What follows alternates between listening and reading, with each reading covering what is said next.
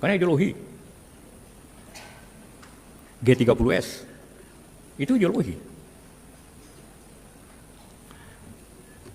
Ada juga kena agama, walaupun didahului dengan ketidakadilan. Kemudian akibatnya ke agama, kayak Poso, Ambon, DITI. Kenapa agama gampang jadikan alasan konflik? Kayak di Poso, Ambon. Karena kedua-duanya Islam dan Kristen berpendapat mati atau menewaskan orang, mati atau mematikan itu syahid. Semua pihak Kristen juga berpikir begitu. Kalau saya bunuh orang Islam, saya syahid. Kalau saya mati pun saya syahid. Akhirnya susah berhenti kalau konfliknya orang membawanya ke agama. Oke, sebenarnya cukup menyedihkan sih ya buat gua pribadi dan pasti untuk semua orang Kristen yang sungguh-sungguh hidup di dalam Kristus mendengar kalimat dari Bapak bangsa ini sih. Kita sudah memaafkan, tapi kita memang memohon supaya perkataan Bapak Yusuf Kalla yang kami hormati itu bisa ditarik karena itu melukai apa yang sebenarnya Yesus Tuhan kami ajarkan kepada kami. Nah, berikut alasannya dengan singkat supaya paling tidak ada premis atau alasan dibalik kenapa keberatan itu kami sampaikan. Jangan di skip videonya, dengerin sampai habis dan bagikan kepada teman-teman yang lainnya.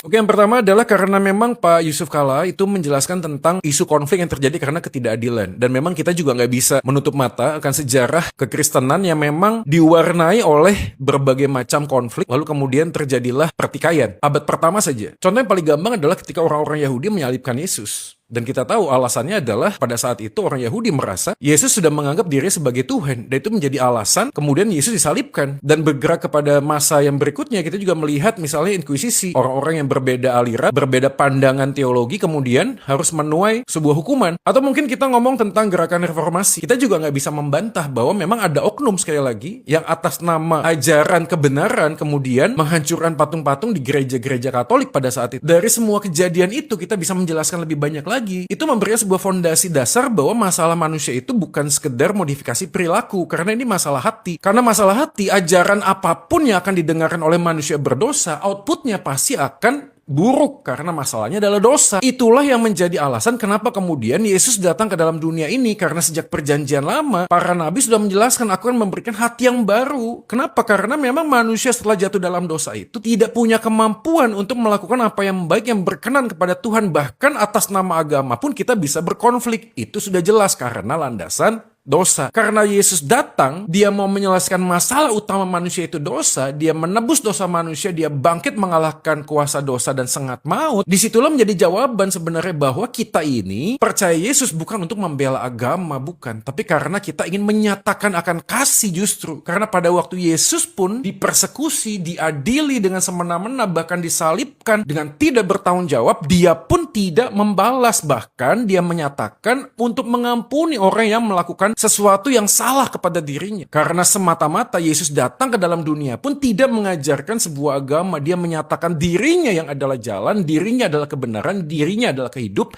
Di dalam dirinya lah kita menemukan apa itu arti kasih yang sejati. Maka Yesus pada waktu mengajarkan ampunilah mereka yang bersalah, ampunilah musuhmu, berdoalah bagi mereka yang menganiaya, itu dinyatakan dilakukan dengan tindakan nyata. Ketika Yesus disalibkan, dia tidak melawan. Jadi ajaran fondasi Kristen itu sudah baku, sudah jelas, sudah ultimat, yaitu kita bukan dipanggil untuk bunuh orang lain lalu kemudian kita diterima oleh Tuhan di surga. Bukan. Kenapa? Karena fondasi dasarnya bukan apa yang kita lakukan, tapi karena apa yang Yesus sudah lakukan buat kita. Kita diterima oleh Tuhan itu bukan karena kita bisa melakukan sesuatu buat Tuhan, bukan. Jadi kalau mati syahid dengan definisi adalah diterima oleh Tuhan karena dia dianggap berjasa membela sebuah kebenaran keyakinan, maka di dalam kekristenan tidak pernah mengenal kamus itu, tidak pernah mengenal ajaran itu. Maka dengan premis ini, perkataan Bapak Yusuf Kalla yang kami hormati itu sangat melukai hati kami. Kami di tengah-tengah dunia di Indonesia ini belajar untuk mengampuni orang yang